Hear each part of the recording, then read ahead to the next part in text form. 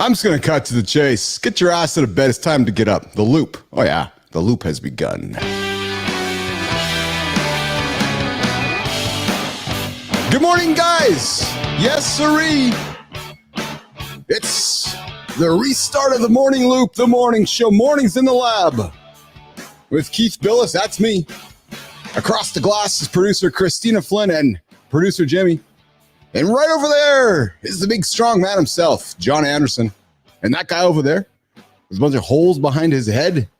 No, we're not recreating the wire this morning. We got Marty Flynn. We got Marty Fit. Not Marty Flynn. Marty Fit. See Marty Fit. Christopher Martin joining us as well. One of the OGs here in the morning show here in the lab. Starting the morning loop. Big show today. And hey, just a couple reminders for you guys. This is an explicit show. And probably today, more than any. So I will invite you, if you got children around, I invite you to put the headphones on, move them around, turn the volume down. We'll try to give you warnings when that's coming up. But yeah, we're going to drop some F-bombs. I suspect we got a little video going to drop this morning that's probably going to have some F-bombs in it. We got a big guest here today as well. Dominic Watts is joining us here inside the mind of a solopreneur fitness freak. Of course, the accountability check-in, the 15-minute mark. Bottom of the hour, we got Marty coming in with the fitness tip to get you guys going. 45-minute mark, got Jon Andersen giving you something to consider as you go through your day with the lifestyle tip. And then, of course, we got the creator spotlight coming up here today as well. So let's bring the gang in. The gang's all back on the Monday, the restart of the loop. Let's bring in Marty, my good boy Marty, Johnny. What is going down? What up? Hey, What's up, gang? What is going on? What is going on? How are you guys today? Oh man, it's a beautiful day, and if somebody says it's a beautiful Monday, I'm going to choke them. I don't. John, you can't skip a Monday, John. That's right. That's right. You can't skip any day. That's it. That's you gotta it. show up every day, baby. That's it. The morning loop, the first 15 minutes of the show, the unpredictable 15 minutes of the show that you never know what's going to happen. Boys, I think I'm going to bring in producer Flynn to kick the show off here today. She has, we missed her a little bit last week. She wasn't here last Monday. I think she was, was Flynn taking the kid to school last Monday or was that Tuesday? Flynn, that was Monday last week? It's supposed to be on Monday, but yeah, it would end up being Wednesday. That's right. Okay. That's right. So, the morning loop, gentlemen, we get this loop started every 24 hours. And over a couple day period, we step aside to refresh ourselves. And we call that, well, the traditional folks call that the weekend. We just call it another day in the old, I don't know, loop. I feel like the loop is made of hours, not days, brother. Listen, if Johnny wasn't here, I feel like we still call it the weekend. But Johnny just bullied us to change our mindsets. Johnny's having influence, man. I'm telling you. Speaking of influence, that's good though. It is good. It's fantastic. Johnny's rock and roll in the top left corner of the vertical screen. He's got a red hat on, some wonderful black Versace glasses. It's mental weakness t-shirt he's got on. Yeah, there you go. Of course. I got a houndstooth Kangol hat on today, guys. I left the black one aside. I pulled the houndstooth, Johnny. More the houndstooth. Here we go, baby. The houndstooth Kangol hat, nice black shirt on. Tina's got the black shirt, nice gold necklace, and Marty's got the red headset from Beats. And the less crunches. Marty pulled out the gray. Looks like the less crunches, less brunches, more crunches. Yeah. Fuck, you guys know what it was. Yeah, you ain't know what it is. Quick question. This is a live, meaning people can see us. Yes. Are you narrating for people that are blind so they don't know what we look like? You're telling what we're wearing today? Is that what's going on? Exactly it, Johnny. You know what? No, you're right, pal. You're absolutely right. Listen, there's people listening to us who might not be watching, and there's people that are tuning in that might not be able to see us. So I'm thinking, hey. I was like, there's got to be an angle here. He's going around the horn telling everybody what we're wearing. Oh, shit, we can see that. I got to give the background. We had a guest on here who's talked about like being inclusive. Yeah, so that's why Keith does it. Yeah, we had somebody wake us up to it. Yeah, just kind of create some awareness, right? And as we know, we're trying to create the most safest space in the world for men all over the planet, regardless of what your views are, what color you are, what gender you are, whatever you stand for. We're trying to create the safest space. I'm thinking, hey, if somebody can't see me, I know they would love to know what Jon Andersen looks like. And I'm thinking this person would love to know what Marty's rocking today. So we're going to do the best we can to describe them. As Christina's knocking out a cough there on the other side. Good morning, good time.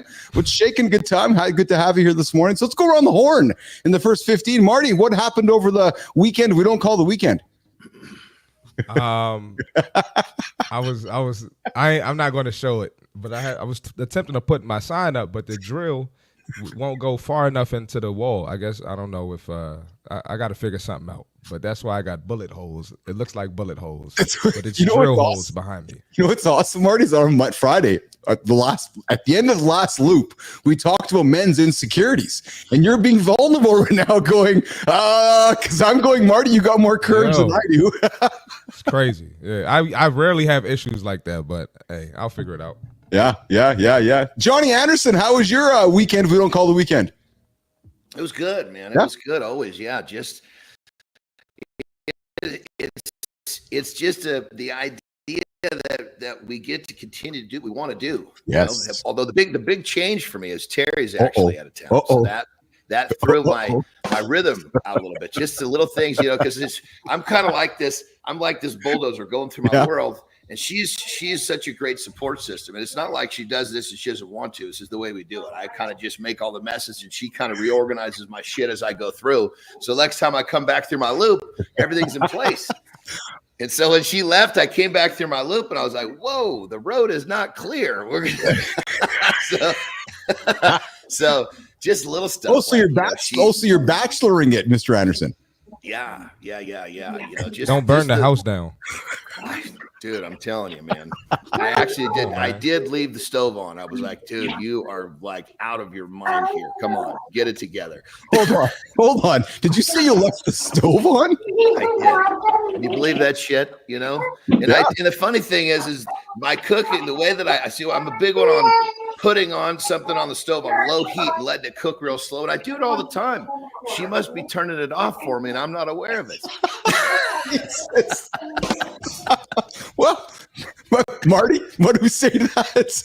He's probably like, oh, this is Johnny again. I'm not even going to say anything because he's just going to do it again. So and my daughters are like, Dad, are you going to be okay? Because everybody knows she takes such wonderful care of me. And I'm very appreciative. Very appreciative. That's exceptional. It's exceptional. Producer Flynn, how was your weekend? Sounds like you have some entertainment happening this morning. We have entertainment every morning, don't we? I love it. Kids, that's just life. Yeah. Remember pre-COVID, if you were on a call and a dog barked in the background, people are like, what the fuck? I know. So unprofessional. And now I'm like, this is my life, dude. If you don't like it, get the fuck out. Yeah, it's like real world doesn't exist, right? Yeah, that's what it used to be. And now everyone's like, no, I have a life going on behind all this facade. So we're just rocking and rolling. My weekend was good. No complaints. We had a 4-year-old birthday party. I'm straight up domestic and boring. Oh, there you go. Hey, it's just like when we had, So Young, you were reading my mind. Switch shaking So Young. I was just going to say, it's just like when we had So Young on the show last week and Bobby wanders into the lab as the show's going on and you see the door open and opens the door. That's the best part. That was hilarious. That was hilarious. You see the dog walk in and then about 90 seconds later, you hear this fork fall on the ground. Yeah. And if you look in the horizontal stream, the dog's like, hey, it's almost like, where's my food? Just looking off to the side there. So just coming in to run the show. Man. That's it. What's going on, Timmy? Yes, we are fucking live. Timmy, good to have you here this morning, my friend. It's nice to have you here. Jackson, good to have you here as well. Listen, guys, if you got kids in the room, you might want to put the headphones on or turn the volume down because we're going to drop some F-bombs along the way.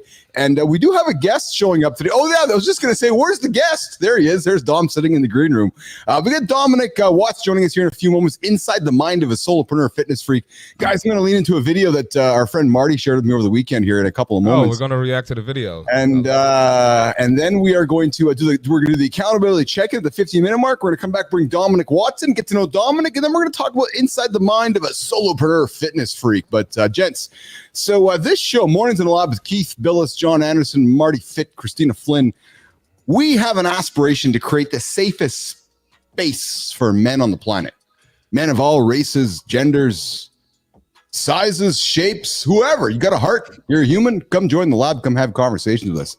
And I was fortunate that my good friend on the weekend, Marty, dropped a video in my feed. That's friends. Yeah, I think so. I hope so. Anyways, so I got a Johnny. I got it. I love as we're creating a safe space. So you got a heart. I love that. You got a heart, come join us. Yes. You got insecurities, come join us. Yes. You got a problem with your shaft, come join us. The list goes on. We are here. You got the problems, come lay them out, because that's all we do. I can't help you with that, brother. I might give you some tips to boost testosterone, but the direct problem, I can't help you. My question is, why did your mind go to help with the shaft in that way? That's my question. Well, what other ways? What other ways? How about what other ways? Have better sleep, eating better. Hell, even tell them to get a Viagra before what you're thinking about. Like I said, testosterone boost, that's about all I could do. That's it. We talk everything here in the lab. And one of the things that I want to talk about, and I'm just going to tease it here this morning. And Tina, I was thinking about my response this morning when, so I'm going to drop a video, guys. And a video dropped over the weekend that Marty shared with me. And I'm going to share it here this morning. We're going to just address it for a couple moments, and then we're going to talk about it tomorrow. We're going to tease it today. We're going to come back and have a lengthier discussion tomorrow. And it really just talks about men in America, men in the world today, and who we are as a men, and maybe defining men. So, Jimmy, you got the video on the horizontal. I got the video on the vertical. We're going to run this up here, guys, and I invite you to check us. It's less than a minute, I believe it is, but we're going to throw it on the screen, and we're going to chat about it. So, Jimmy, let's rock and roll. Here we go. About my feelings with another fucking dude. I'm one of those fucking old school guys. You know, when you talk about men's mental health and that men have to carry this burden and men have, yeah, that's what we fucking do. I got to get up every day and go to fucking work, and I have to, do what I have to do. You know, you see these guys these days on fucking social media, like, hey,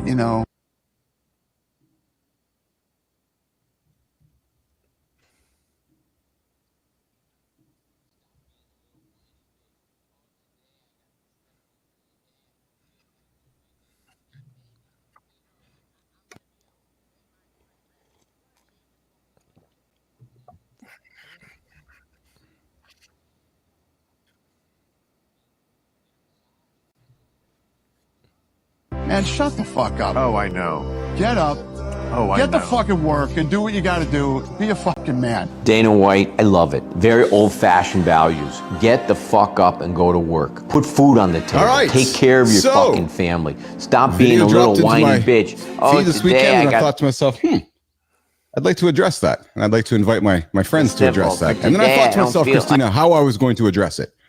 And then my first visceral reaction was to address it with unkindness and anger and emotion. And then I looked up in my head and remembered I have a good friend named Jon Andersen who's invited me not to invite negativity into my life. Yes. And invite me not to invite negative emotion in my life. And then I reflected upon my own thoughts and I said to myself, okay, in my 30s and 40s, I know how I would have responded. And I probably wouldn't have responded the way I'm going to respond today and the way that I'm going to respond tomorrow. So if I lower myself to the intellect of that conversation, then I'm just like everybody else. However, my goal in the lab here is to invite conversations with everybody, all types, shapes, sizes, genders, colors, feelings. I like talking about feelings. I know that I can't perform in the gym. I know that I can't perform in the squat rack. I know that I can't perform on the bike. I know that I can't perform on the show if my mental mind is fucked. I know that I can't perform the best if I'm emotionally unstable. So feelings are important to me as a man. And I'm suspecting there's many men in this listening to you right now that perhaps feel the same way. And what I'm suggesting to you, and what I'm inviting you to, is to invite you to the show with myself, John, Marty, and Christina. And Johnny, I see you there, pal. Hang on 1 second. Yeah, no, So, I'm soaking up everything you're saying. Yeah. So I thought to myself that, and when I talked to Flynn about this yesterday, I was like, I'm going to go attack this. But I thought, no, if I attack this, then I'm being a hypocrite and I'm not inviting the conversation. So Mr. Shapiro, if you happen to see this video today or tomorrow, I invite you to the lab, to a conversation, because I want to hear your point of view. I want to be curious. I want to know why we are scared of sharing feelings. I want to know why that feelings are something that we should not speak to. And I want to know why feelings we want to bury and deep inside our bodies and our souls. Most importantly for me, and I'm suspecting John is going to lean into this like I have, and I'm suspecting Marty's going to lean into this with what I'm going to say next. I have a 17-year-old boy. I have a 15-year-old daughter and I have an 8-year-old little daughter. I want my boy and my 2 daughters growing up to find men like Christopher Martin, like Jon Andersen, like Keith Bilous, ones that are not afraid to share their feelings and share their emotions. So we're going to dig further into this tomorrow, but I really want to have a conversation around trying to remove the toxicity in the world around what we as men can and cannot do, and invite you that do have feelings to the conversation. Jon Andersen, my friend, comments on that video we watched this morning.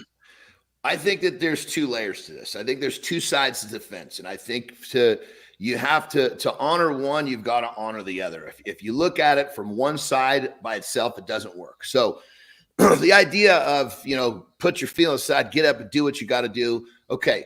So we start our world off with going to school, doing a lot of things that we don't want to do. But as we grow and as we become more developed as people, we get better at doing the things we don't want to do because we realize it's a part of life. And when you do the things you don't want to do and you get good at that, all of a sudden you have a whole lot of choices and you can start doing exactly what you want to do. So what I'm getting at is the feeling part, 100%. Yes, men have feelings and they should be able to speak them and all this, that, and the other. But what I'm getting at is that if a man, or let's forget men, a person hasn't learned to do what they got to do, starting as a youngster, and that carries all the way into adulthood, then, okay, if you haven't learned how to go through the sticky spots, and what you've learned to do is sit around and use your feelings as a way not to do them, that's where I have the problem. If you basically have learned to do what you got to do, right? Push through the sticky spots, so to speak, 100%.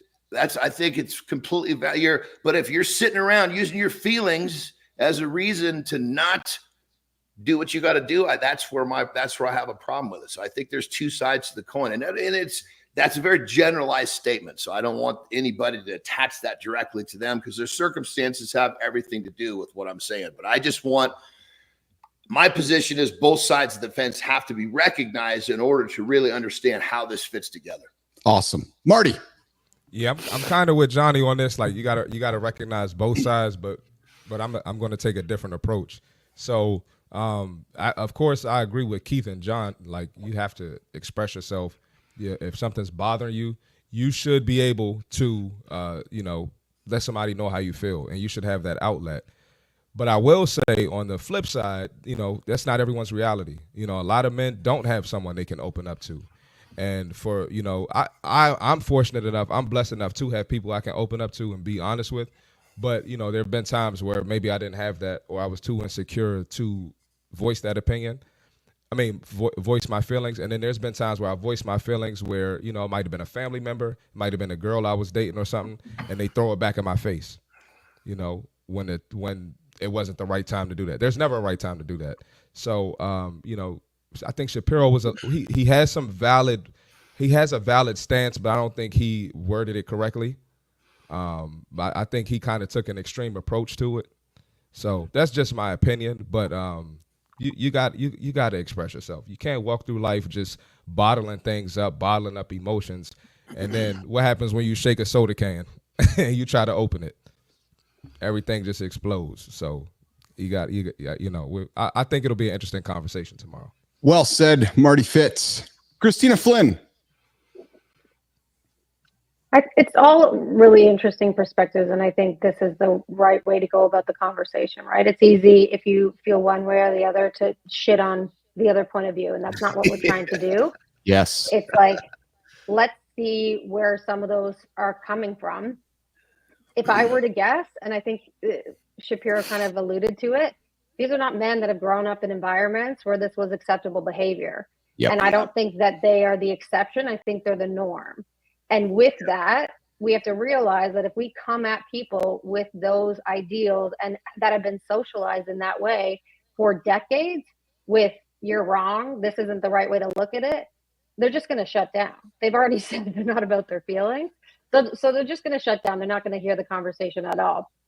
So validate the feelings, explore them, I want my son to grow up in a world where he can talk about his feelings. Do I want him to use his feelings as a side of victimization? No. Do I want him to use his feelings as an excuse to not do things? No. But I want him to have an outlet. I think Marty's point is incredibly valid in that emotional safety to be able to express these feelings, and sometimes physical safety, quite frankly, in these environments isn't for everyone. And so we need to work within that. And I think this is a good conversation to do that.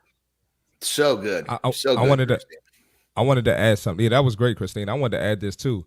For and maybe there's a different perspective for women, Christina, but for men, sometimes it's necessary to shut the F up and figure it out.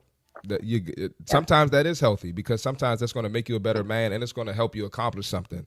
But at the same time, just like Christina said, you got to be able to, you got to express, you got to let it out. So Marty, I'm sorry, go ahead, Christina. I was just going to say, Keith and I have actually joked about this, and I joke about it often. All parents know that they're going to fuck up their kids. It's just like, in which way will they fuck up their kids? I always joke about the fact that my kids are going to be fucked up because when they get out into the real world and someone isn't wanting to hear their feelings or validate or give them space, they're going to not know what to do. Like, it's my job to also make them resilient to the realities that they're going to face. My kids are going to lose their mind when a boss looks at them and goes, I don't give a fuck how you feel. You still got to do it. Yeah. And that whole idea too of, you express yourself, you talk to someone about your feelings. You also got to think about, who are you surrounded with? Are you surrounded with the guy that's going to say, oh, I know I don't want to go to work today either. I don't want to do my laundry. I don't want to take a shower today. I don't want to brush my teeth today. Let's just go over here. No. You got to take care of yourself. If you don't take care of yourself, you're not taking care of the ones you love. You're not even giving a version of yourself to the world that's worth a damn. If everybody took care of themselves first, we would live in a much different society. But there's so many people that aren't handling their business. Everybody else is running around trying to clean up their mess. So what I'm getting at is, be careful who you're talking to, because are you talking to the people that are hearing you, supporting you, and giving you a pat on the butt and say, I hear you, it sucks, but we got to do it anyway, so let's go? Or are you talking to someone that's trying to pull you off, onto the sideline and keep you off putting you on the sideline of your own life? You got to really be careful with, who is that you're talking to and what type of advice are you taking from them? There's not a right or a wrong answer with this nation. The point that I am looking to make with this conversation is exactly what you've just heard over the last 7 minutes. We're welcoming every point of view, because if I would have come up here and just shunned everything that Dana said and shunned everything that Mark just said, Shapiro, then we're really no different than anybody else. I'm tired of living in a world where I can't listen to what somebody else says over there. I'm tired of living in a world where I can just agree with what's happening in my circle. I really want to live in a world where I can be curious about what's happening over there, and where I want you to be curious about what's happening over here, where we can meet in the middle and have a conversation. That is the aspiration of Mornings in the Lab. Places where we can have safe conversations. Maybe Marty doesn't agree with some of the things that I'm saying. Maybe neither does John. But I know they come at me and they address me with integrity. And I know they address me with love and humanity, as does Christina. And that's all that we are looking to do here in the lab. So we're going to continue this conversation tomorrow. Marty? Real quick, and guess what? We can all still be friends and disagree and see things from a different lens. That is exactly the point. And I repeat myself here, Marty, but when I saw the video yesterday, I thought to myself, okay, I immediately had some anger. I had some emotion, and I thought, okay, I could go at this. I can go at this a certain way, or I can go at this in a way where we can address a conversation about it, right? Because the easy thing is, guys, not to have a conversation. The easy thing is just to agree or disagree and say, okay, we're done with it, move on. No, I want to understand why Shapiro feels that way, or why I want to learn. I want Mark to hear my point of view, and it doesn't mean I have to hate the guy. It doesn't mean it's to hate me, but I want to have a conversation, and that's really what it comes down to. Right. So anyways, we're running behind schedule here this morning because we got a big topic, and we got Dominic Watts patiently waiting for us in the lab here. Johnny, I know you got some work you got to do. Marty, I know that you're not going to go touch your toes. You're going to go do a stretch. And Flynn, you're going to go get the rest of the show set up. And I'm going to do this part of the show that we call the accountability check-in. I see you all in the comments. Timmy, I see you there. Ali, I see you there. That Greek dude, I see you there as well.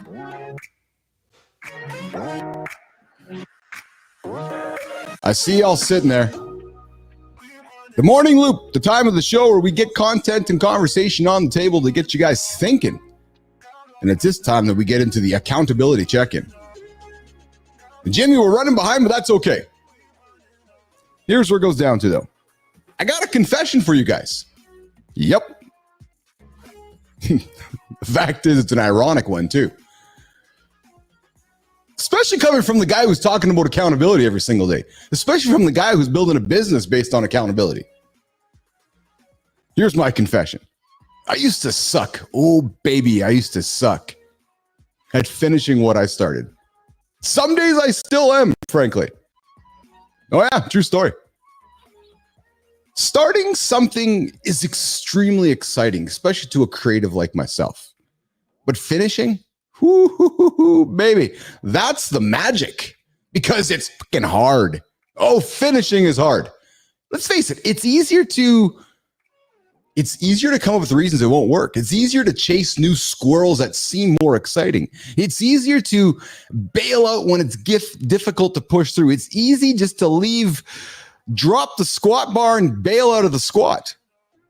But it also makes it easier to feel stuck, to question your worth, to see yourself as a failure. Here's my suggestion to you. Choose the tough road. Walk towards the fire. Find just one reason to keep going, and then give it your all to make it happen. Pull the levers, add to the more list, add to the less list, because every time you finish what you start, you gain that confidence and that momentum to build trust in yourself, to build trust with everyone else. You know what happens? You know how John likes to say, you chase the feelings? You're going to feel pretty awesome. Because let me remind you, finishing is not about the result. It's about learning who you really are. That's the accountability check-in, dropping every single day around, not this time. Running a little bit late today, having a great conversation. Continue the show here. All right, John, Marty. Dominic Watts going to bring you in 2 minutes, my friend. Turn that down there, guys.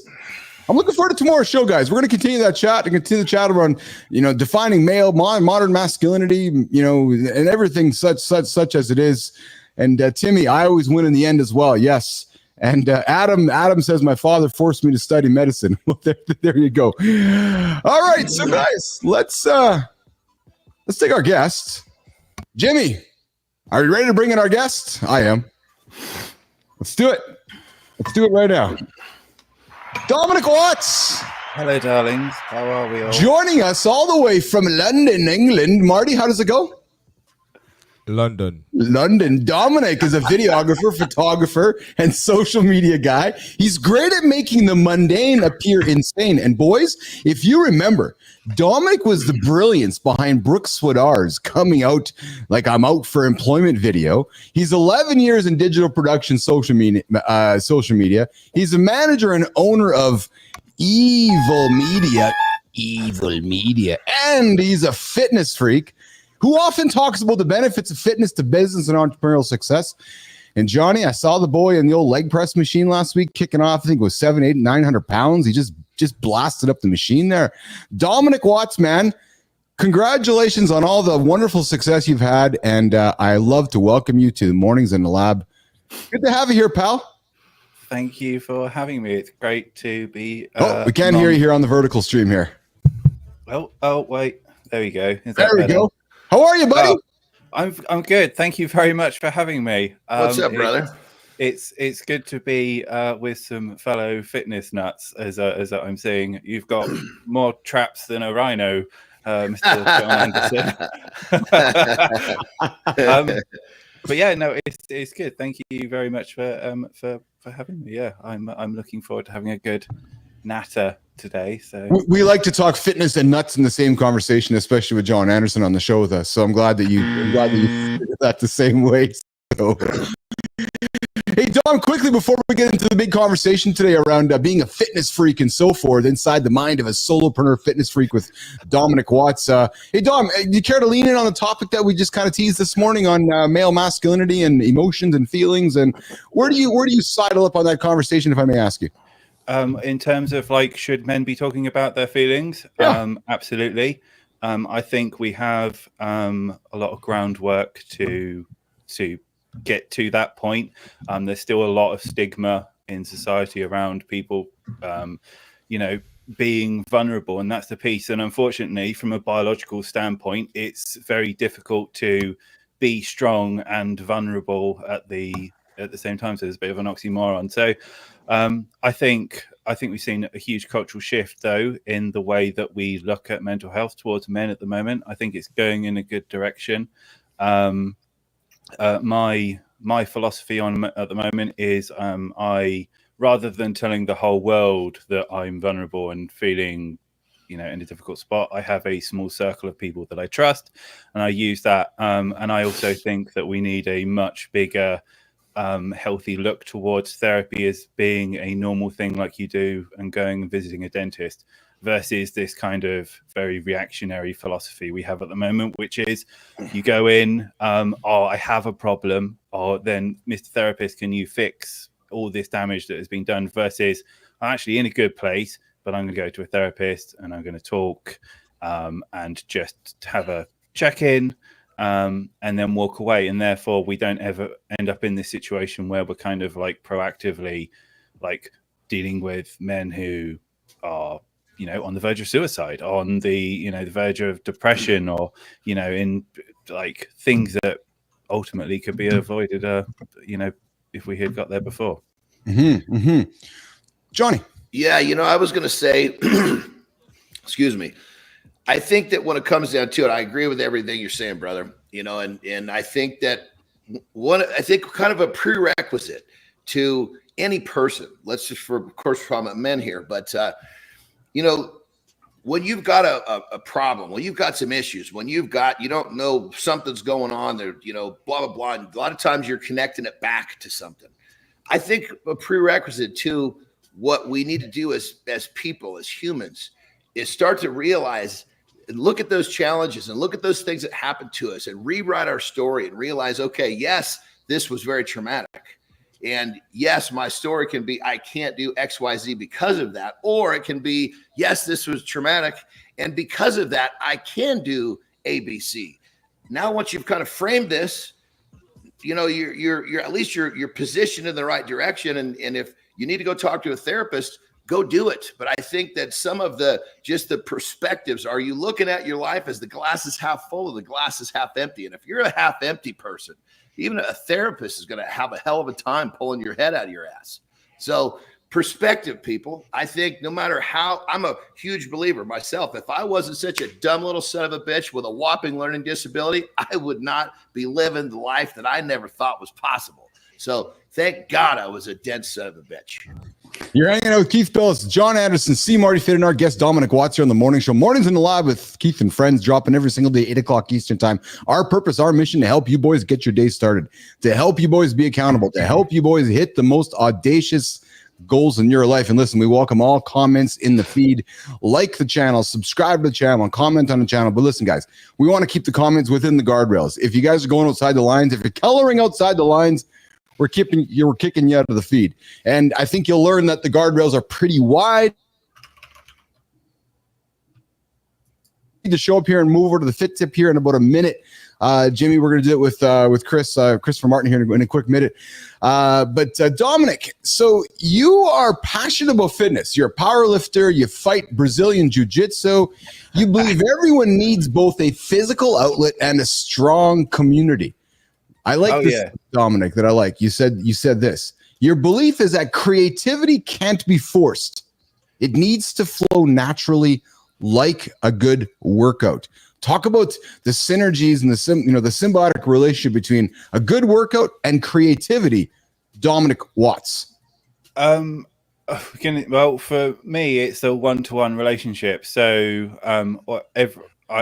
in that very post, every single piece of cinematic ideation I've ever done has been under some sort of heavy piece of kind of lifting equipment. And I talk about like finding if you're a creative individual and you're looking to get into the creative space, I talk about creative zones a lot. So for me, that is going for a long walk, going to the gym, and it's basically anywhere that kind of natural ideation forms. So, you know, where you're like walking along and all of a sudden it's like, I was like, oh, wow, this is a really good idea. Or, oh, why didn't I think of that before? And every one of those zones is different. So for you, Keith, it might happen every time you brush your teeth or you go to the loo or like you're making toast or something. You know, for Marty, it might be, you know, whenever he's reading a book. But whatever you do, find those zones and then nourish them and look after them and protect them. And I also talk about in terms of like when I go do consulting work is that if you have employees that are, you want them to be these idea generating machines, then you have to accept the fact that you probably are going to have to let them go off for a couple of hours, do things that aren't just conveyor belt work activities, and allow people to express themselves in their own creative ways. And on paper, it might look like they're just wasting their time, but in reality, it's you're churning up all these good ideas. Things will come to fruit, and it's just a very effective way of doing things. And then going back to the gym, for me, lifting is how I do it. Jiu-jitsu is how I get my ideas, because it's like this very faint white noise and everything goes quiet and the universe kind of like turns down by 30 decibels, and all of a sudden out of like the bubbling water of the world comes like just these ideas. And also as of part of that is that also, depending on the type of creativity you like to do, is make sure that you are feeding yourself soul food, as I call it. So these are things that, shows that you watch, books that you watch, nature, taking whatever it is, forms of kind of like stimuli, feed yourself them that kind of don't drain you. So, like you'll be at work, and I'm sure, Keith, you've got lots of activities around the show that you go, ugh, and they kind of like, they take away. You want things that add to you or just make you feel good. And then once you've kind of got that as fuel, so if you think of like training, it's like you fuel the body, the mind with all these good things, and then when you go do those activities, everything kind of like swarms and bubbles to the surface. And that's why you get, like, depending on what you feed yourself or whatever you stimulate, you get very different creatives. And that's the joy of, creating things. You end up with lots of different things in your, in the atmosphere, as it were.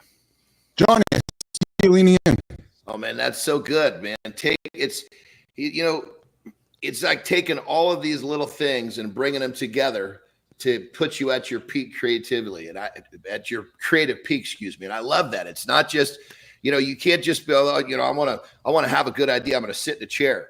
Did you do all the things that you needed to do to put your mind in that proper space, to quiet out the world, to nourish your soul? Like Dom just said, I love that. Being creative, there's preparation. Yes. You live in a way to be creative. I don't just, I'm gonna think of a good idea, I'm gonna go sit in a chair. No. Did you do all the shit that's gonna prime that creative moment? And I love that. That's it. All right, Marty, you ready to do this, pal? Man, I'm always ready. Let's do it. Let's do it. I do it when I wake up.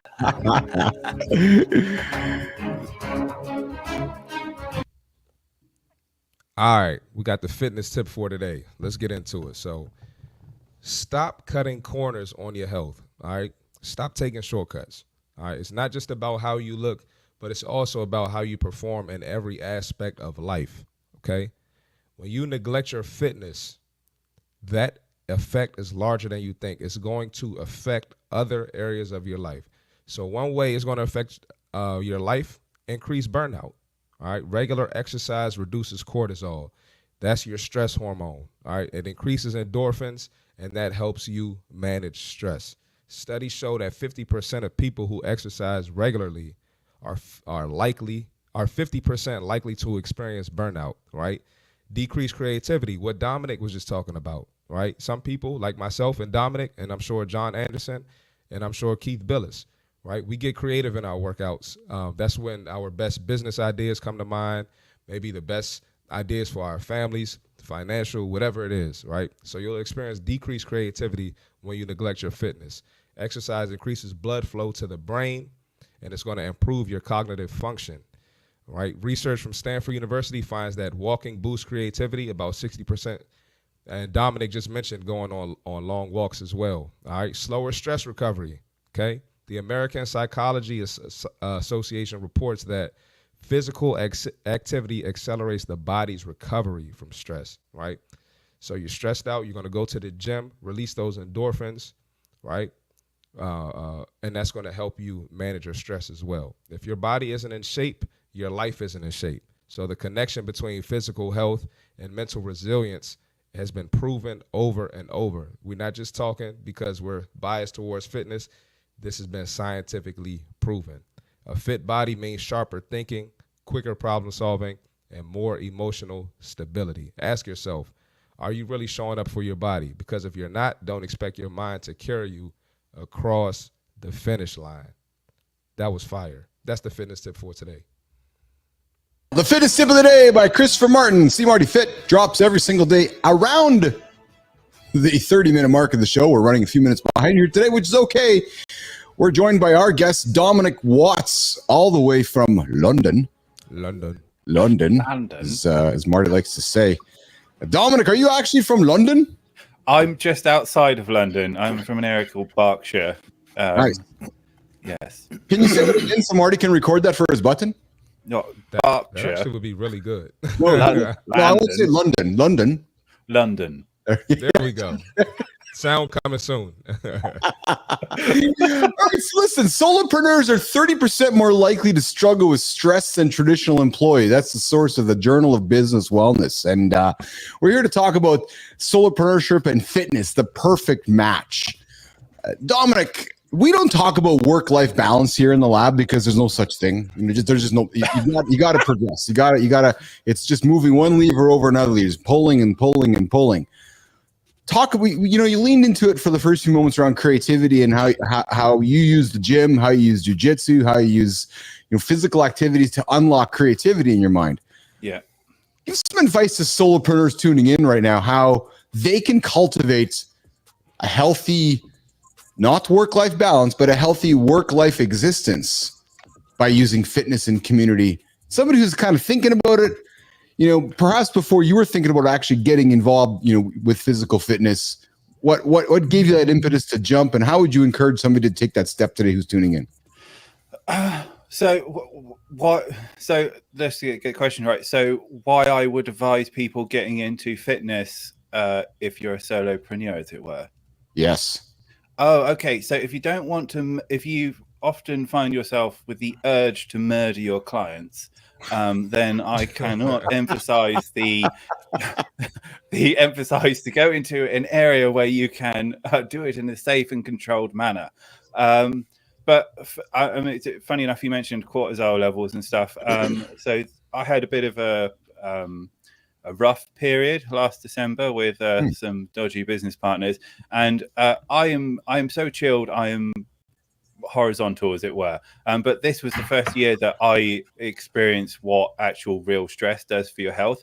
I thought I was having a heart attack at one point. Turns out it was just an anxiety attack. And I think the thing that exercise does, and I'm a big advocate of finding the physical outlet that works for you versus just going, oh, you should be going down the gym and deadlifting because I said so. But in terms of exercise allows you to kind of turn off the noise of life for a little bit, allow you to just think, and just all those feel good chemicals just allows you to not think about work for 5 seconds. And I think work-life balance is a bit of a myth, but if you can get yourself into a situation where it just feels good to be at work in terms of, and a part of that is having a kind of cyclic distribution of energy, we'll call it, on a day-to-day basis. So kind of like I've sat here this morning doing video editing for the best part of 5 hours. My brain is tired. I need a bit of a rest, but my body isn't tired, and I need that. I need to burn that energy out. So when I go to the gym, my brain recovery is going, but I'm like exerting all those kind of like physical elements. I'm working my body, I'm feeling good. And I say that the biggest, long story short, is it just allows you to turn off. Like it allows you to forget about what is going on. And if you are a creative and so on, you get the double bonus that you also might think of some cool ideas of like what you need to do with your business going forward. And the other thing is it's also good for your health, right? Like let's face it, sitting on your ass for like 50% of your day is not good. Yeah. Johnny. You know, the idea if someone is like, oh yeah, I need balance. If you're a balanced person, well, guess what? Going to the gym is part of your balance. So the thing that I think that we're as a show we're leaning into, talk about pulling different levers, is okay. You know, are you going to the gym? Are you eating right? Are you doing all the things that gives you that ability to really, really kick butt? And then for me, when I find myself into a place where I'm exhausted, mentally, physically, all the above, part of what I do is I'll take a nap because that's part of what I need to stay here. You know, Keith loves that. Forget this idea of balance and just start to realize what you need to do to keep yourself at the level where you want to be. And there's a list of things you're going to need to do. And you might call some of those things balance. You might call a nap, that's part of your balance. You might call your exercise part of your balance. Yes. You might call your training part of your balance. But if you got all that shit in place, the balance is kind of done for you. Yes. Marty, talk about balance, man. Well, I was going to go in a different direction. I don't want to take over the conversation, but quickly on balance, you know, what's crazy is a lot of people will hit me. I'm sure John will love this. People will hit me with the balance thing. Like, you know, I'm going to take a month off from the gym because I need some balance. What are you talking about? What are you talking about, bro? You know, we're just mentally, everything we're talking about, what workout does for your mental, how with the stress of life, family, work. Yeah. I don't understand. Can I sneak in? I don't want to go there. Brother? See, that's why I didn't even want to go there. Go ahead, John. Go ahead. The idea of balance would be to kind of get things to balance out. Taking a month off, that's doing this. Where's the balance in taking a month off? That's called being I don't know what I'm able to use the word that just flew through my mind because it's negative and I don't like to address negativity. But if you're using balance to say, I'm going to take a month off, where's that? That's not that's just going the other direction, to the other side of unbalanced, if you will. I think the important part of balance and the thing about balance is that you've got to recognize what adds to the scales and what takes away. So while we do make lots of jokes about kind of like people taking off time for the gym and stuff, there are people out there who genuinely hate going to the gym but do it anyway because of discipline, and it probably does take away from them, you know, like it adds stress, you know, like it's a lot of mental drain. And I think those kind of people, we need to encourage and say, well, look at what types of exercise, what kind of stimuli, what type of physical activities works for you. So for example, I do a lot of heavy weight training. I also do a lot of jiu-jitsu. A lot of the guys I do at jiu-jitsu and ladies don't do any gym work because they hate it, but they absolutely love rolling around and strangling each other on the floor, and that's their piece for them. So their physical fitness is that they go to jiu-jitsu all the time. And I think a lot of people, like especially in society at the moment, and like if you look at social media, there's just this constant push of like, you must go to the gym and the gym is the only way that you can exercise. And it's like, well, realistically, there's like a million different ways that you can get your heart rate running. It's just like, just be smart about it. Think about it. You know, I like beyond. I like to think of the gym more as a metaphor, especially. Yes, I was just going to say that the gym is just this term for get your ass off the couch, put down the Snickers. That's exactly, and that's really what we're trying to do. That I'm going to remove the word trying. That's what we are doing here in the Business Athlete Performance Lab with Mornings in the Labs. We're rewiring your guys' thought process that you got to start today at the gym. Whether that gym's in your mind, whether that gym's in your bedroom, whether that gym's at the gym, but it's doing something to get yourself started first. You have to take care of yourself first. Johnny. The gym is symbolic of having your brain release that cascade of positive chemistry that's going to make you feel good. Yes. And Dom even mentioned that, you know, so whatever you want to call it, you know, that's actually going to be my lifestyle tip. It's going to be based around this. So excellent. And it's going to be simple and actionable so you can get your fix every morning. Awesome. Marty. Yeah. Now I just wanted to add too, like jujitsu, that's not easy. That's no, hell no. Yeah, I've done Muay Thai. Like I've done Muay Thai as well. It's not easy. Like, and you're gonna challenge yourself. And I think that's the biggest thing. You know, people will go, you know, I'll go for a walk, which is great. There's many benefits to walking, but do something to challenge yourself. You know, that's going to give you the mental benefit as well from exercise. So that could be Pilates, that could be yoga, it could be jujitsu, whatever. But do something to challenge yourself, to release them endorphins and get your mind working. That's where the creativity is going to come, in my opinion. That's it. Hey, you're hanging out with Keith, Jon, CMartyFit, and our guest Dominic Watts this morning, joining us from London. We're talking solopreneur, we're talking about creativity and solopreneurship, flow state through fitness, achieving your biggest goals through fitness, and so forth with our guest Dominic Watts. Johnny, we're going to get to the lifestyle tip here in less than a minute here, so get yourself ready for that. And then we're going to come. I know you are. Then we're going to come back, continue the conversation with Dominic, and then we're going to get into the Jimmy. We're going to go to the Creator Spotlight around the 15-minute mark of the second hour here. So let's do this. Let's get Johnny up on stage to do the this part. I like the sound effect here. Yeah, Dominic, it's Jon Andersen's sound effect. Yeah, I see that. There you go. All right, let's do this. Johnny, you're up, pal. All right, we're here as a show to help you get up and kick ass every day. And if you feel good, it's that much easier to kick ass. So here's the deal. When you wake up in the morning, if you change your physiology, now what that is, that's just an expensive word for blood flow.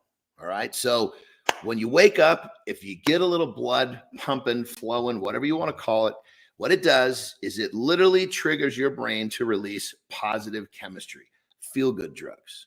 You're going to get your dopamine. You're going to get your serotonin. You're going to get all the shit that makes you feel real good. So easier said than done. How do we do it? Well, I'm going to show you how I do it. I basically wake up, and God knows for this show, I'm up at 3:05 every morning.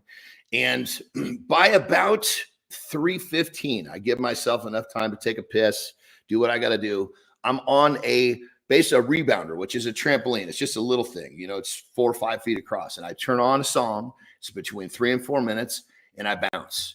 And by the end of that, I got some blood pumping. I'm breathing a little bit, and I feel very, very stimulated and ready to attack the day. All because I took 3 minutes to bounce. Now, if you don't have a rebounder, go for a quick walk.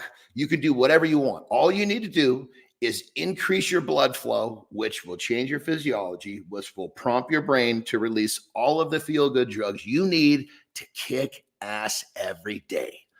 Rock and roll. Beautiful, beautiful, beautiful. Jon Andersen, the lifestyle tip every single day. Mornings in the lab with Keith, Jon Andersen, CMartyFit. And Marty, Dominic, I'm just envisioning Jon Andersen hopping up and down on the rebounder.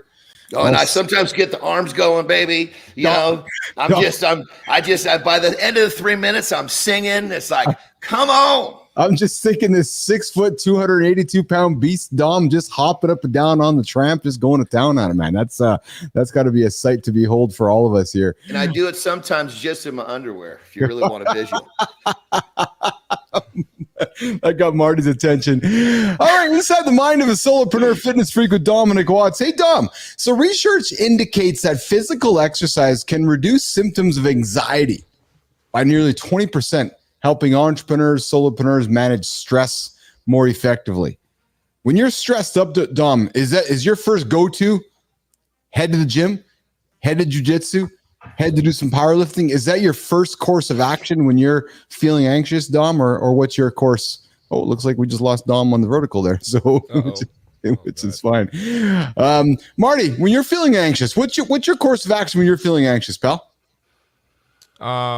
So I was actually going to hit on this earlier. I like to, of course, I like to go to the gym, but I want to make a decision after I got that workout in.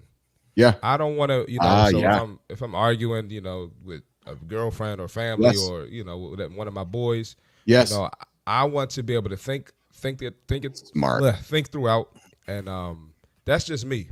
So the gym that's life for me. It's everything. So yeah. Dom, when you're feeling anxious, Dominic, when you're going through a moment of anxiety and feeling anxiety, what's your normal course of action? Are you immediately leaving your desk? Are you heading to the gym? What are you doing to remove that anxiety and lower those cortisol levels in your life, Dominic? So, I've got two really foolproof ways of doing it now.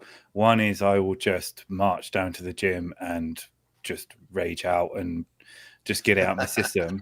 The other one is I grew up on the coast, so I spent the majority of my younger years in the water. And I'll go into a pool and I'll get a weight and I'll just sit at the bottom of the pool holding my breath. And I go swimming. And it's just something I've recently been doing, but it just, it's amazing. It just kind of like washes everything away. I don't know if it's kind of like, if there's some sort of chemical thing or the fact that I don't have to hold my breath, but just, like diving down into deep water just like washes it all away. And the other thing is I just try and deal with whatever the problem is causing me anxiety head on. Ripping a Band-Aid off is only a little bit of pain versus worrying about something for a long period of time. But those are my two.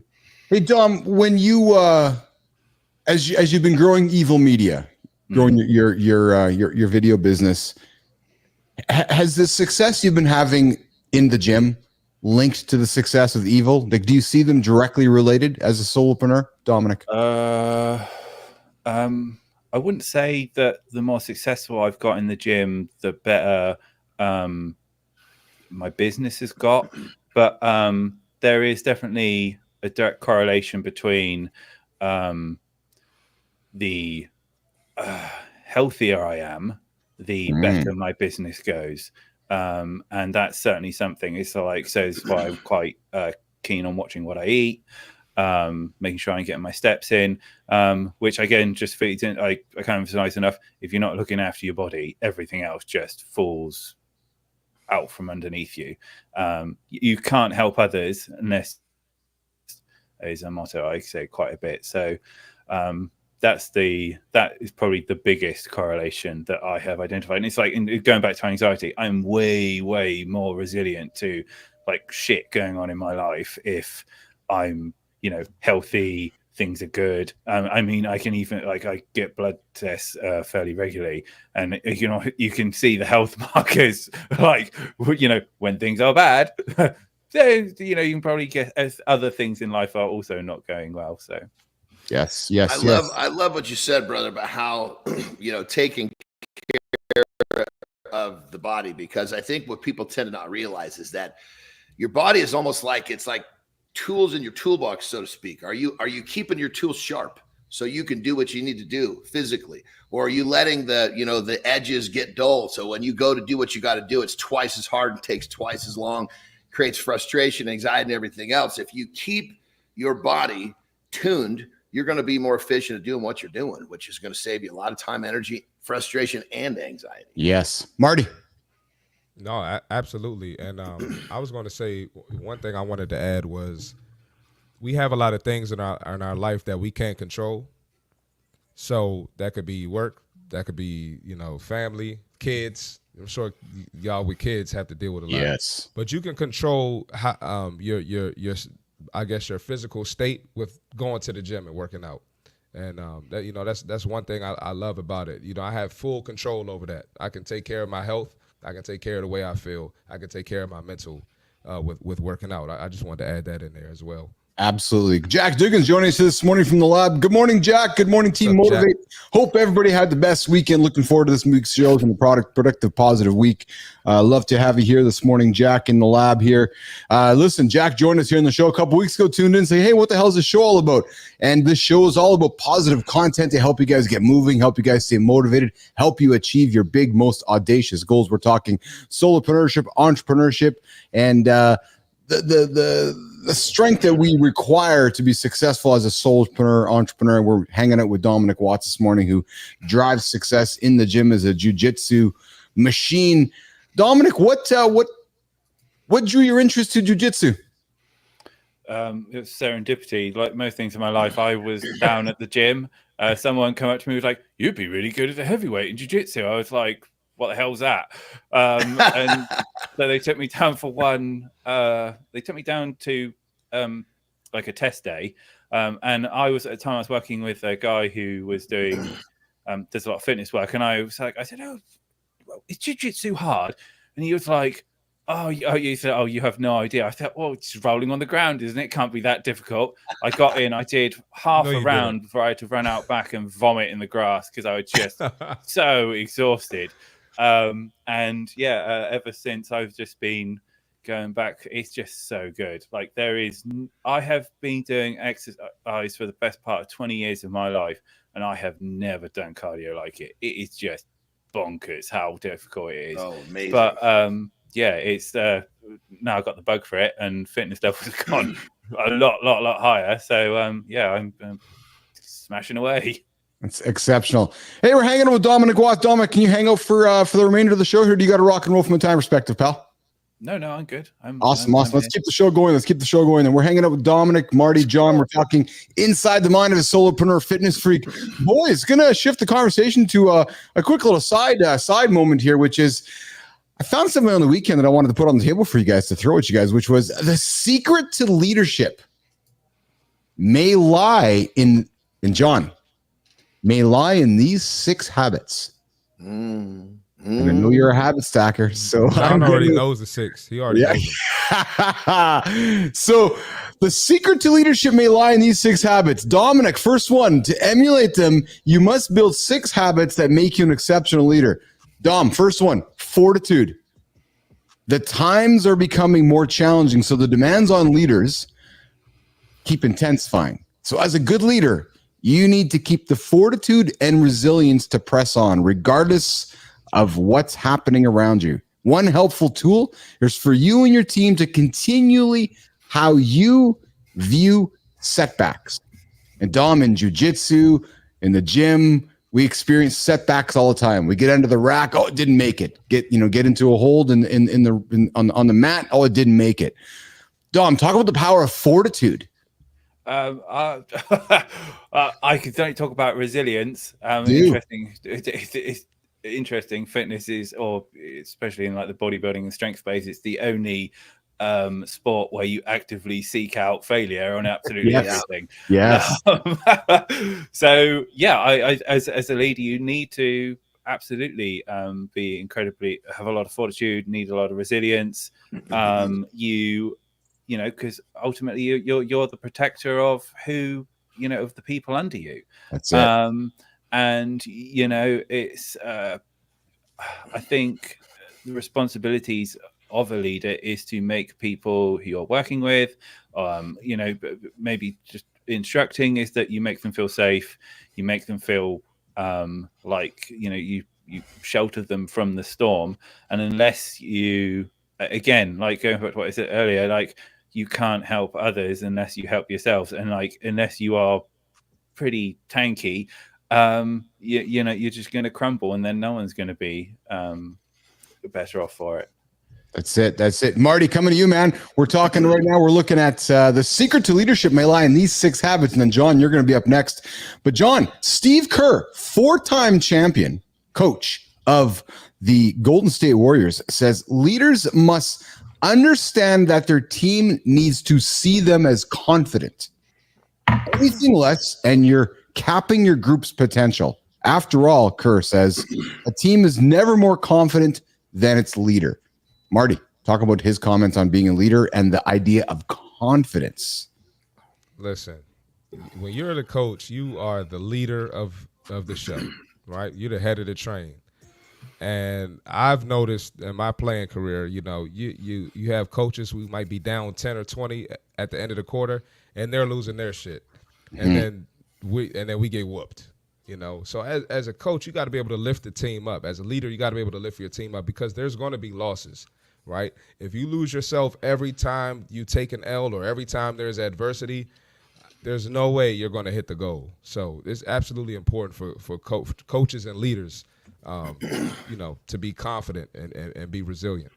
Kerr says your fear of failure, Marty, shouldn't scare you. It's there to tell you that something must be worth it, or you'd be feeling nothing. And I love that, which could segue to, the 6 habits, the secrets of leadership may lie in these 6 habits. Jon Andersen, boldness. Give yourself permission to think big. What's a big problem worth solving? What would competitors be afraid that you might be? Boldness paves a direct pathway to growth. And you always say, John, if somebody understands the goal, you haven't set the goal high enough. I'll even reframe it. If somebody doesn't understand the goal, you haven't set the goal bold enough. Jon Andersen, talk about this idea of boldness as being a leader. Well, the idea of, putting together a goal or a destination that just seems, doesn't make sense to the average man, but then having the character and the courage and whatever to continue to pursue that and never miss. It's that never missing. It's that leader has to be willing to do what the people around him will not do. That's why they follow. They don't follow because he's good at talking. They follow because they've seen him do the shit that most people won't do. And they know by following that, they're going to get somewhere that's bigger and better than if they were doing it themselves. So I always say, if you can't lead yourself first, you're not a leader. You've got to be able to do the shit that most people can't do, because you're going to get the shit that most people will never get. It's like you've got to understand, a leader is the guy who gets the job done. He never misses. He shows up, and you take that and you spread that amongst your team, and you get that culture going, and you're unstoppable. That's it. Dominic, messaging, being a creative fellow in the business that you're in. As a leader, you live in a fishbowl. People are watching you. Your reaction to negativity, your reaction to positivity, and your intent and presence. Avoid losing your temper. Imagine a camera watching watching you move everything that you do. Find humor, laugh and crack jokes, seek a balanced tone, demanding and empathetic, calm yet showing urgency, confident yet humble. As somebody who's a creative, as somebody who's all about messaging, as somebody who's all about delivering a message, Dominic, talk about the power of messaging. I think messaging is exactly why leadership is so difficult, because especially I think you need to not have. I don't think you can pretend to have qualities as a leader. They've kind of got to be a part of you or not. Like, I am a very, I speak my mind. I can be quite emotionally driven, and not in a negative way, but that necessarily might not always equate to making me a good leader. And I think, again, going back to this is why resilience ties in and stuff, is just like, you've got like business life is all about taking the punches and keep on going. And it's like, well, how do you keep this constant message of positivity, you say, or like strongness and stuff, if you're dealing with like, shit on a daily basis? So, that basically, I think messaging is why it's not for everyone. And it's also like, it's like identifying what type of messaging you want to kind of give out to people as well. Is to say I think great. Well said, Dominic. I think great leaders are always using messaging to think what's happening way ahead in the future. And whether you like or dislike this person I'm going to mention next, I think Elon Musk is a wonderful person at creating narrative. He's like, yeah, I'm going to Mars. That's a leader.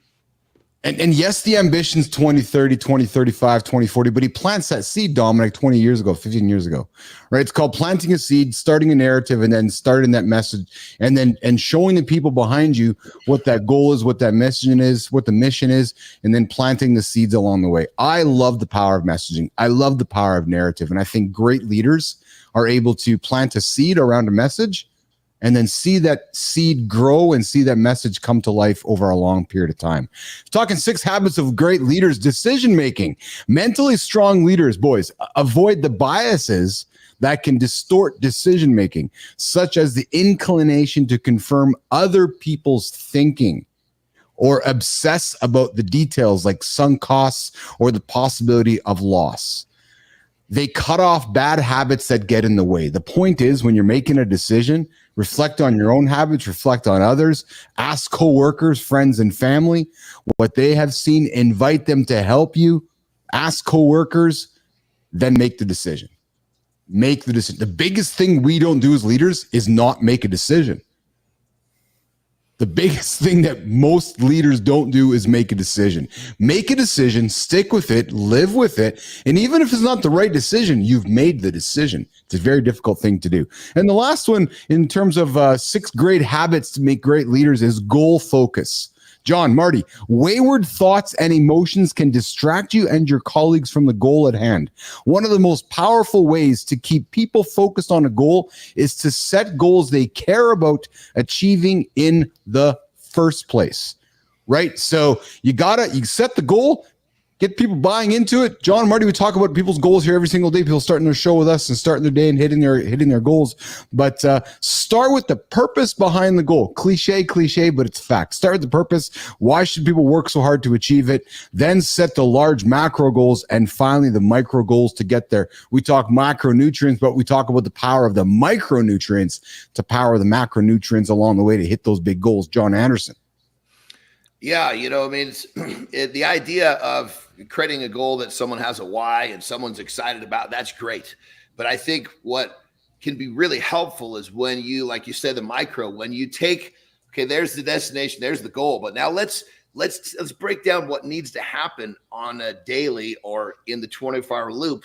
What behavior patterns need to happen on a very repetitive basis to keep us moving towards that thing, that destination, that goal that has that why? Because we can be really motivated and really, have a great intention, but if we don't have the right rhythms, we're not going to be efficient at getting there. And even someone that's got a great why can burn themselves out by not making progress there because they haven't set up the proper daily habits. Get your loop ironed out to get you moving in the right direction. So every day you make a little bit of progress, and that's all you need. Yes, we are talking. Go ahead, Marty. I wanted to lean in on tying in the decision making and the goal Yeah. setting, right? So a lot of times, you're trying to get to this goal and it's not working, right? But you made that decision, right? So there's more than one way to. What's the saying? There's more than one way to skin A cat. A cat. More than one way to skin a cat. You made a decision to get here. Maybe you'll have to maneuver how you get there, but don't just give up on the goal. You made that decision, so stick with it. So a lot of times, if it's business or even if it's sports, right? You recruited these guys to be on your team, right? These are your guys. Don't go looking for other people to replace them. No, let's make it work, and let's keep the goal the same, and let's get there. Let's work through it. Let's work through the adversity. I know a lot of people try to change the goal or go back on the decision they made instead of fighting through the obstacles. I just wanted to add that in there. Exceptional. All right, so it's the 50-minute mark of the hour here. We're coming up to the last block of the show. Johnny's going to sneak away for a little break. We are going to tune into the Creator Spotlight. And this is how we met Dominic. So we met Dominic a couple of weeks back when Brooke Swadar was on the show, and she was working with Dominic on creating her resume, her portfolio, her body of work to go and find some new employment in the world. And she worked with Dominic to create some content.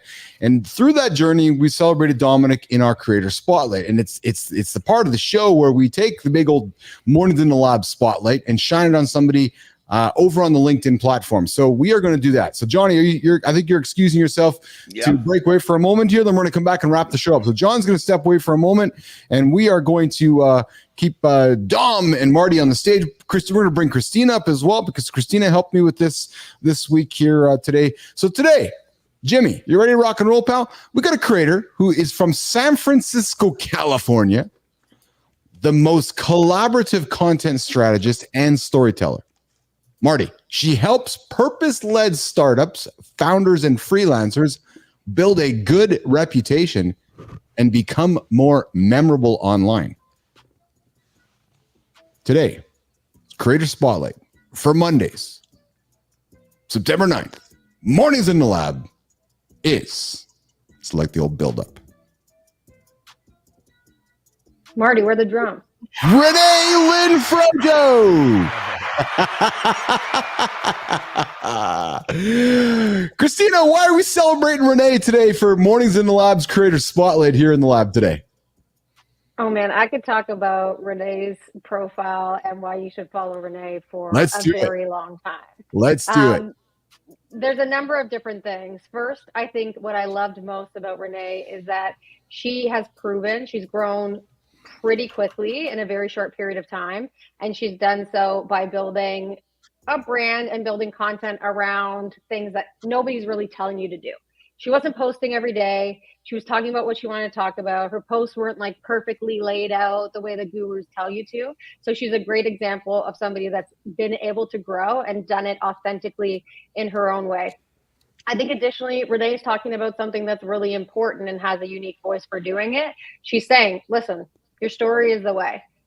In this day and age, it's just the reality. Everyone has access to AI. Everyone is going to have access to content. How are you going to differentiate yourself in the market? The way that you do that is through yourself and by being able to share that story to create connections with people and become memorable. And I think the way she's doing that with a good reputation is kind of like talking about personal brand, but doing it in a very different way in her own spin. And what I know about Renee is that she is probably one of the best networkers I've ever seen. She's amazing in the DMs. She's always supporting other creators with engagement. She's giving content. She's holding a retreat coming up. So I think she's just approaching the channel itself and the platform itself in a really great way, being her authentic self along the way. I love it. I love it. Renee, we are here celebrating you today. Renee Lynn Frojo from San Francisco, California. Christina was like, hey, we got a great candidate to celebrate today. So if you're looking for Renee, I invite you to find her on LinkedIn.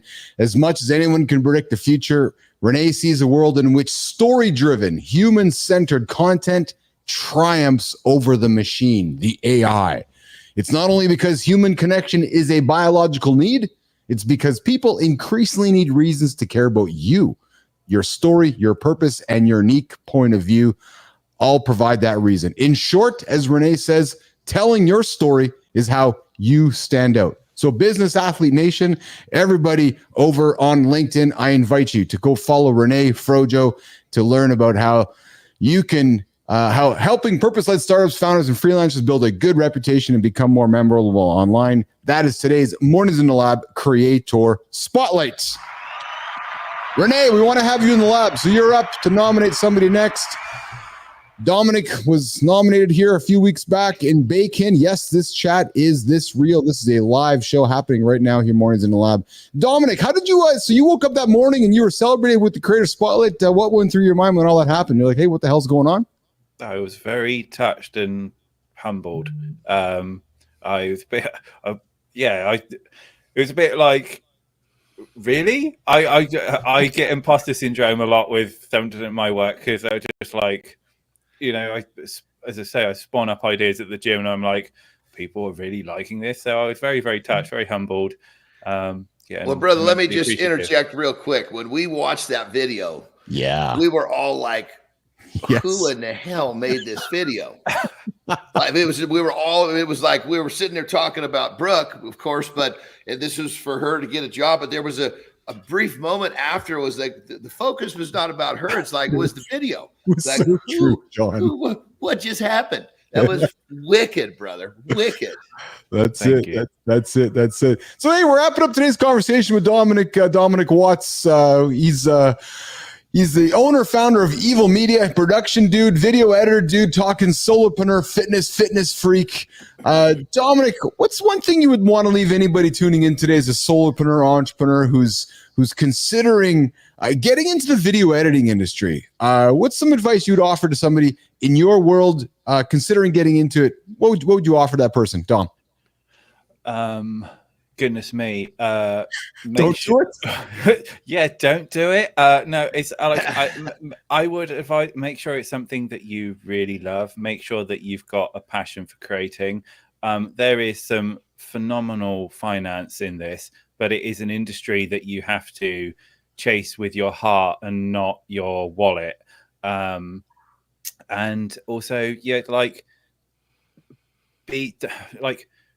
don't be afraid to be yourself. Like, identify what yourself is the best bit. It's like, what type of creative do you like to do? What mediums you like to use, and then look into kind of what the market's doing. Is there actually types of clients out there who want to consume it? And learn to love creating first. It's like, because once you've got that, once you like, the hardest thing in social at the moment will be consistency. Like, the stuff I do, I create. I think anyone can be creative. What people struggle with is the time element of it. And unless you kind of like find a system of, like, we're talking about, you know, going to the gym and stuff like that, that allows you to constantly reproduce this stuff on a daily basis, because it is not a case of, oh, I'm just going to make a video today and that's the end of it. It's like, you've got to, like, it's every day. You've got to come up with another idea the next day. And then you'll have clients, and you'll be making like 8, 9, 10 different ideas for people on a regular daily basis. And unless, as I say, you absolutely love doing that, it is not for you. So then let's lean into that for a second, Dominic, because we always talk about here in the lab about having to enjoy the process. Don't focus on the end. Don't focus on the end of the video, right? It's like, Brooke, don't worry about what it looks like at the end. Let's have a lot of fun making it along the way. The similarities are striking, aren't they, Dominic? Whether you're practicing jiu-jitsu or getting into powerlifting, getting into video editing, you must enjoy the process. How did you find the way to enjoy the process, Dominic? How did I goodness me, I've always loved creating. It's not, I didn't think about it. Like, that's the there wasn't like it sounds stupid, but I didn't ask myself that question. Like, I think you're the first person who's ever asked me it. It's like, I just did, right? I've always been I looked at myself, identified kind of like what brings me a lot of happiness in life, right? And I haven't just been a videographer. I was a software engineer for 15 years as well. But I guess actually, I tell you what, I can answer this. I say, do lots of things, because when you do lots of things, you'll soon realize what you hate and what you like. And the more you do, the more, like, it's like dancing in traffic, right? Is that if you stand on the pavement, you're not likely to get a car. If you do in the road, you're more likely to get hit by a car. And the same thing is like with like finding things that you like, right? The more we do, the more you spread yourself out there, the more you kind of get experimental. You'll find yourself in a position where you go, oh, actually, I really like that. And a lot of people get fat and happy and sedentary, and then that's why they end up in these jobs that they hate, because they've never had an opportunity where they find themselves loving something. So for me, like, I was doing software engineering, but I was also creating a lot of social media content. I was doing a lot of video content. I was doing I was working for Blizzard at some point. And because of that, I soon realized what I loved and what I didn't. And then along the way, you discovered the gym. You discovered physical fitness, and you discovered how that also was unlocking happiness for you. Would that be fair for me to assume? Oh, I can tell you about how I got into fitness. Right. So the year I was 18 years old, it was New Year's Eve, and I was drinking with my family, and I was a big boy. I was like 27 stone, and I sat there, I was drinking a pint of alcohol, and I said to I was like, family, I'm going to lose some weight this year. And they all laughed at me. And real quick, so 27 stone is about 300 pounds, correct? For listeners so he said big, he wasn't kidding. So I got so angry, and I got this pint and I smashed it down into the middle of the floor, and I went, fuck you all. And I walked out the door, slammed the door behind me, and I had this shitty little moped. It was like 90cc. So you imagine it was like, and I drove for an hour and 15 minutes because I wanted to prove everyone wrong. And I drove an hour there, an hour back, and I went to the gym every other day for 5 years. And I dropped the best part of 9 stone. And then just got Yeah, and then I just fell in love with it and just kept going. That's like dropping like a third of his body weight. Yes. Yeah, that's exceptional. So you had a turning point then, Dominic, and people have turning points. You had that turning point. You're like, fuck it, I'm doing something about this. Yeah. Oh, absolutely. It was a big kind of like, I'll prove you wrong. Yeah. Well, thanks for sharing that, Dominic. I appreciate that story. And thanks for joining us here today in the lab here, Mornings in the Lab with Keith, Jon, CMartyFit, and producer Flynn. We're coming up to wrap up the show here. And I do have a question in the feed that I think is important to be answered. And the question is being thrown to Jon Andersen. And for all of us that like to eat, we need to address this question here today. So today, Bacon has a question for Jon Andersen. That's a big one, Johnny. What is the question? What's your opinion on ground beef in a Ziploc bag for easy protein on the run? That's one of my suggestions, baby. I tell you, you cook up some ground beef with the spices you like. You got trouble, you just put some of that in a Ziploc sack. You put it in your pocket. Then when you need it, literally your hands could be filthy. You pull that sucker up. I just bite the corner off and give it a squeeze. Out it comes. And that was the video that they're referencing right there. I think that thing was probably close to 10 million views. Yeah, that was definitely sarcasm. I bite the corner and give it a squeeze with the ground beef in the Ziploc bag in your pocket. So if you're looking for a tip today, gentlemen, you're out and about, you want some food, throw some cooked ground beef in a Ziploc bag. Dominic Watts, throw it into your pocket. Christina Flynn, when you're hungry, dip those hands into the pocket and pull out some greasy burger beef, Jon Andersen. The thing to understand about the methodology is it gives you the ability to eat ground beef with one hand. That is not an easy deal. Obviously, if you turn it into a burger, now you're one-handed it. But if you want ground beef, that's a two-hand ordeal. Well, I just saved you a hand. We're all so Rich Ingram's gonna love this tip from Jon Andersen here on so Richie Rich. I love you, pal. You know I love you, man. We are hanging out with Rich, Jon, Marty, and our friend Dominic Watts. Dominic, what did you take from today's show besides the tip from Jon that if you have to have some protein, throw some ground beef in the bag and throw it in your pocket? Leadership is hard. And I think we need to, as men, we need to explore not to be afraid to talk about our emotions. It was very, very good. But and of course, some great ground beef tips. Awesome. There we go, baby. Dominic, I appreciate you, man. I appreciate you joining us on the show today. I appreciate all the great work you're doing over on LinkedIn and with your clients. Tell Business Athlete Nation, tell LinkedIn Nation, tell YouTube how folks can find Dominic Watts and how they can engage with you and do some work with you, Dominic. Oh, goodness me. If you want to find me, the best place is on LinkedIn. You can look me up as Dominic Watts. You can find me on Instagram on Evil Media Company. And you can also find me on LinkedIn if you put in Evil Media. You can also find me on TikTok if you look up Basic Blokes as well. And that's the best. And if you want to email me, it's business@evil-media.co.uk. Awesome. Dominic, fantastic. Thanks for joining us here today. And boys and girls, before we say goodbye today, I'm going to do a quick little 1-minute audible. Jimmy, you don't know I'm doing this. Christina, I'm doing this. Yesterday, something happened that was unimaginable for my partner, for Lauren.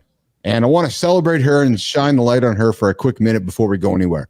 So as we all know, you don't know, but Lauren's been training for doing some marathon training along the way, and she's been running her marathons. And Marty, she's been jacking it up. And Johnny, I've been talking about her. She's been going hard. Yesterday, she ran a little local 5K race, I guess it was. 124 women. Jon, Marty, she came in 4th. Nice. Hey. Very nice. And she did a personal record, PB. So Lauren, my dear, I love you, baby girl. Congratulations on that effort you did yesterday. You are the ultimate business athlete, kid. She puts it in every single day. And you know what I like about this? So I want to throw it on the screen here, guys. She puts a great message on the screen. The unimaginable happened, something that felt so far out of sight. But here's the point at the end. You never know what can be brewing when you go to work day in and day out. Dominic, you talked about those 5 hours editing today. The editing you're putting in tomorrow. Johnny, you talk about the work you're going to every single day. Marty, we do it every single day. And you know what? Lauren's she puts the work in every single day. And then when it came down to show up, the results were there. So I congratulate you on achieving that personal record. That's exceptional work. A 5K in 24 minutes. That is awesome. So, Lauren, congratulations, baby. Wanted to celebrate you there. Very cool. All right. So there's our show. Hey, I guess I got my name on the show so I can celebrate those that I love, including Marty, John, Christina, and our good friend Dominic Watts. Mornings in the Lab. We drop it every single day on YouTube, on X, and on LinkedIn, 8 o'clock Eastern time. The only morning show, gentlemen, to help you guys achieve those big, hairy, audacious goals. And hey, bring your feelings to the table because we want to talk about them tomorrow, 8 o'clock Eastern time. Guys, girls, we'll see you guys tomorrow.